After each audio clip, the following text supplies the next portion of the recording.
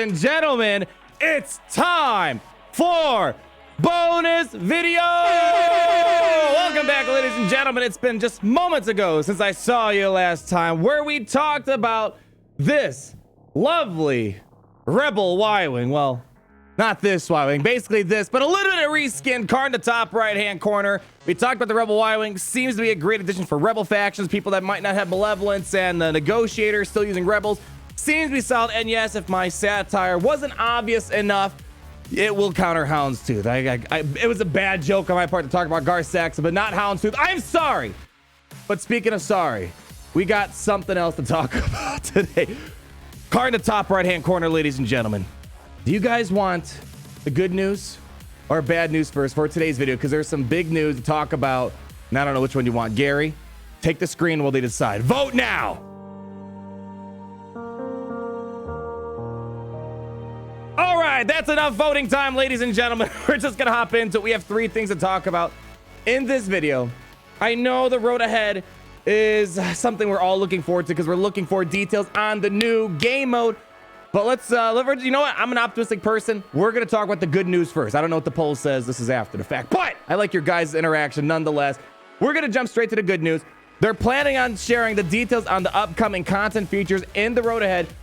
We're not reading that part yet. We'll also have some key info to share with you about a major character release. So we're due for a brand new character, a new character release. So not a marquee, but if they're talking about a new character release, I'm assuming something along the lines of a legendary, maybe an epic confrontation, journey character. We're going to talk about that a little bit more, but let's talk about the bad news. And I actually think this is more good news than bad. The slight bad news, ladies and gentlemen, let's just rip the band-aid off. The road ahead is being delayed to June. This road ahead has been kicked. We were expecting it in May. We were told in April it was going to happen in May. We were told before that it was going to happen in April. It's getting kicked over to June. So unfortunately, we're going to have to wait a little bit longer for this info. Luckily, it's already May 20th, basically, almost. In a couple hours, it's going to be May 20th for a lot of us. So hopefully, we don't have to wait till like the end of June. It's going to happen one way or another. What's the good news out of this? The bad news is we got to wait a little bit longer. Trust me, I'm anticipating whatever this new game mode is. We talked a bit about it. It doesn't seem to be vehicles. This kind of further goes into the video I made last week in regards to the new game mode. They're delaying this a little bit more because they have to put down the foundation to let this game support whatever new game mode is coming out. And the good news I'm going to take out of this, of course, we'll read this in a moment. The good news I take out of this, the golden lining in all this, is that they're putting all this time and resource into the game, which tells me personally that they are not going to be closing this game anytime soon. I see a lot of doomsday talk going on. Oh, this is the end of Galaxy of Heroes. They're going to shut down Galaxy of Heroes. What are they doing? They're just milking it until it dies.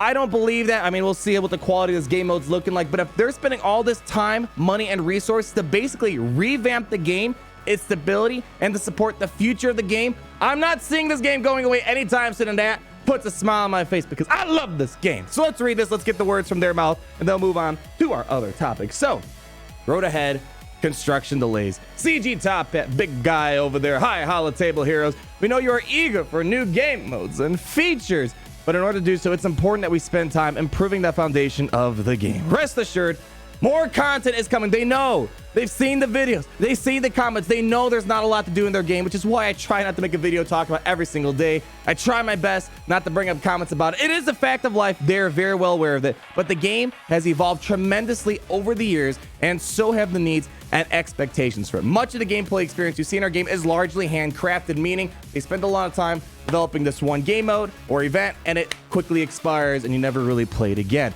While this has worked until now, it doesn't allow us to build fast enough to satisfy the demand for content. We talked about this a little bit in Mobile Gamers video today. Check his video out. I was on there, of course.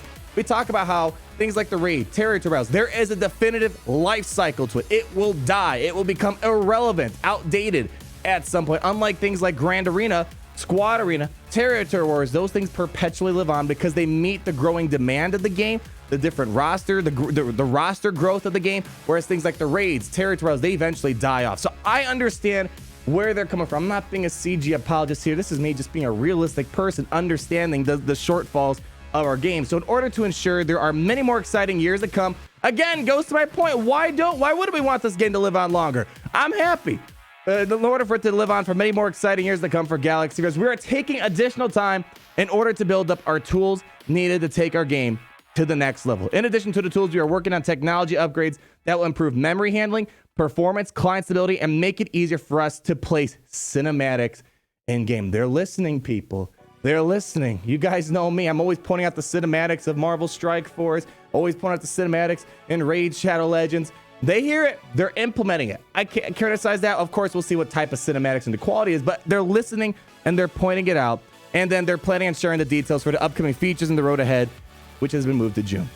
So in my opinion, we have, I'd say, 90% good news. I can maybe make it higher. The 10% bad news is we got to wait a little bit longer for the good news. And we got a major character release. And if I had to guess, based on the fact that we have the Y-Wing, the Rebel Y-Wing coming to the game soon, and because in April they said they have plans to celebrate Empire Strikes Back, I'm hoping whatever this new character is, whatever this major release is going to be for this new character, it's going to be, I don't know why I keep showing the BLT sandwich Y-Wing. This is Galactic, it's going to be a reskinned version of it. But I'm hoping whatever this new ship or this new character is coming out, it's going to be a big Empire Strikes Back type of character. It's kind of hard to imagine it. Maybe I don't think they're going to go into Return of the Jedi Luke.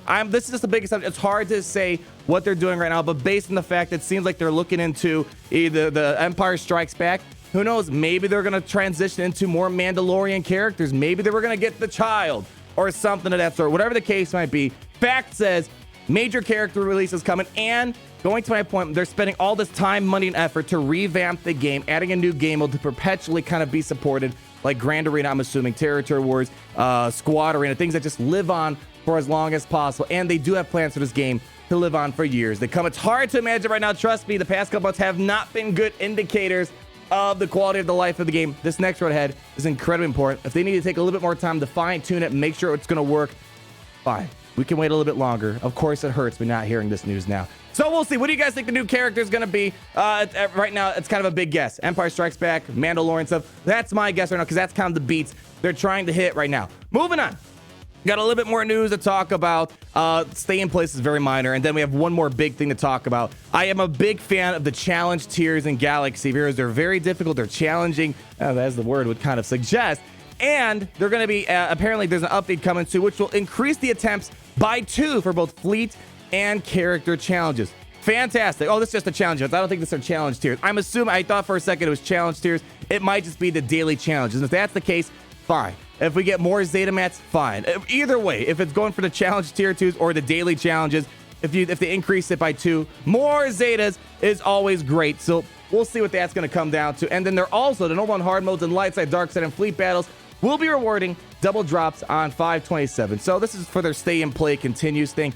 Again, some of this stuff should be kind of a part of the routine of the game. I digress. Now the last big thing. You guys may have heard me talk about this on my YouTube stream. The other day, a couple days ago, we talked about this 3v3 banning issue going on. Apparently, it was being reported that people going up against teams of Watt, C-3PO, and Hermit Yoda are getting banned shortly after going up against those teams, because if you guys know how it works, you go in and then all of a sudden you're gonna you just win because they don't take any attacks. They're all just these passive support characters and they go away if there's no other normal character with them. So there were some reports, people getting banned from the game after doing these battles, and CG came out with this post. I saw straight through this. I know some people took it a different way. I saw straight through this. This was confirming there was no auto ban functionality. Like there's no in-game tool that just bans you without a review or a person confirming the ban. But it seems like that was the case. And the reason why I'm bringing this up was in case you were someone affected by the Watt, C-3PO, and Hermit Yoda, and you were indeed banned as a result of it, make sure you contact CG's Loose for Zaddy. I'll leave a link down below in the description for the forum post if you were someone that was probably in that small minority of getting banned. But basically, they didn't say in this forum post that people weren't getting banned as a result of this. They specifically worded, just to let you know, there is no auto ban functionality, but they did say if you were affected, you should reach out to this person. So I just want to bring this out because people are showing screenshots of their conversation with CG Leviathan, Lucifer Zaddy. They're in charge of the bannings and all that stuff. And we see here posted by, who's it, Lawn Hawk, just a few hours ago, showcased their little interaction with the developers here.